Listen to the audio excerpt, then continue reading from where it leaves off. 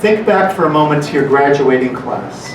Think back to your 8th grade class, to your 9th grade, to your 12th grade class, and think about the valedictorian, and think about maybe the class clown, or people somewhere in between. Now, I don't know if their performance in life was always a perfect parallel to their performance in school. But if you're like me, you've had people in your class that did not perform very well in school, and they've been extremely successful in the workplace. They've been extremely successful in their communities. They've done tremendous things for themselves. Now, sometimes it's maturity. Sometimes it's a new environment. Sometimes it's just other things that happen. But sometimes it's because they were put in a place where they can shine. You might be familiar with Ken Robinson. Ken Robinson is one of the most well-known TED Talk deliverers or speakers out there. He speaks on education, a British fellow, very funny. And he's got millions of views. And so on one of his talks, he talks about a young girl in the 1930s in England. And she was having a really hard time in school.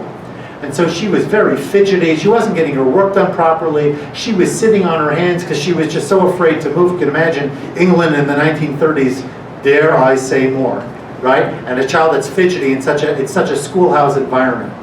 And so the mother didn't know what to do. The school was up in arms. Everybody's complaining. She's got to bring this kid to a psychologist or to a therapist or to somebody. Fix this kid. She's not wired right.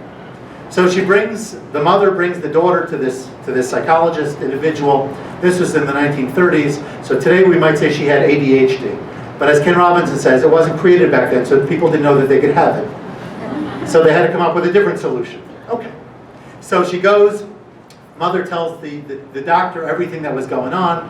Doctor processes it. Doctor says to the child, your mother and I need to step out for a minute for a conversation. She told me a lot, but I have a few more questions that I need to ask her in private.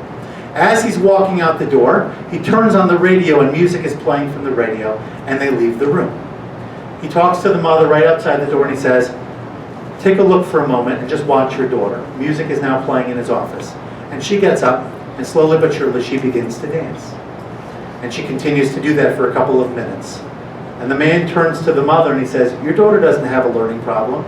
Your daughter's a dancer. Take her to a dance school. And that's what she did. And she became the leading, I forget the name, but she became the leading choreographer for Phantom of the Opera and for Cats and perhaps for some other Broadway shows as well. She created her own music school, dance school, and she became a multimillionaire.